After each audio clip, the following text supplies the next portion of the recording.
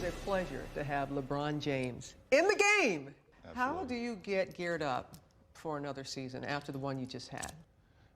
It's a feeling that's undescribable, to be able to win a championship and to be able to go in the locker room and celebrate with your teammates and everyone that puts so much into the effort to do it. And that's part of my motivation, to get that feeling back. So how do you stay motivated? And you do both off the court and on the court. Well, I'm in a position where I can be the best I can be each and every night.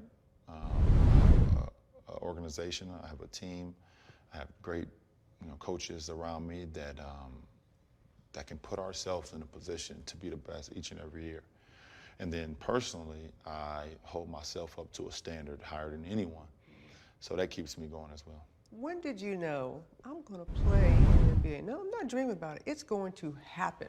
I would say I really started to open my eyes when I was in 8th grade. We played in a tournament in Orlando. It was a national tournament.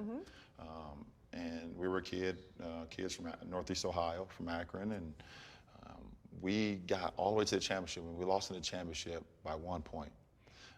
But we made a statement in that tournament that no one thought we could do. And I was like, okay, I got a little something going here. Maybe my dream can become a reality. Let's just stay focused. But talk about how it helped you, not just as a world-class basketball player, but being an athlete, how it helped you be the person that you are today. It helped me tremendously. Being an athlete and being around basketball helped mold me to who I am today.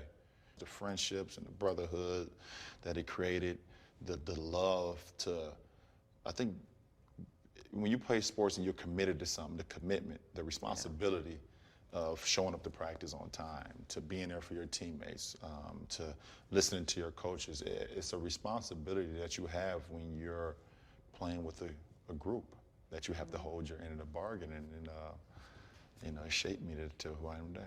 Who were your role models? Because when we're up there in the classroom and the kids, their eyes get really big and they look up to you for various reasons. Who did you look up to?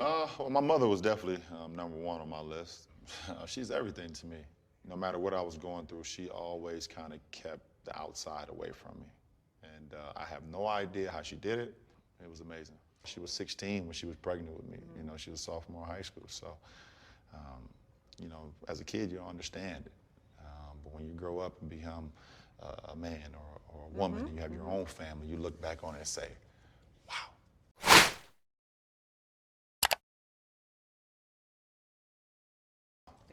And you do have your own family now. You want your kids to play, be involved in sports? They are now, and it was a choice of theirs on their own. And obviously they come watch their dad play. Sure. They love sports, but I'm gonna be there as a father to support them. And if it's something that they want to do, then I will be there to support them. Just the expectation. It'll be a little high. It'll be a little high. It'll be a little high. A little bit. I'm setting the bar a little high for them. A little bit. We ask, we go on ESPNW, and we ask Facebook and Twitter some questions. This is from Matt, and he asks, if you were not a professional athlete, what would you be doing right now as far as a job? Not in sports, a job. It would have to be something in the community. I've always kind of enjoyed being around kids. It's part of our job to be there for these kids, to be able to shed light on darkness, to be able to give these kids an opportunity to possibly make their dreams become a reality. And for me personally, I can hold my end of the bargain. And this one is from Marcus. This is good too. Do you see the access fans and especially sports media get with today's players have either hurt, helped, or a mixture of both for the world of sports? Well, I think in my case, and the guys that I'm around, it's helped.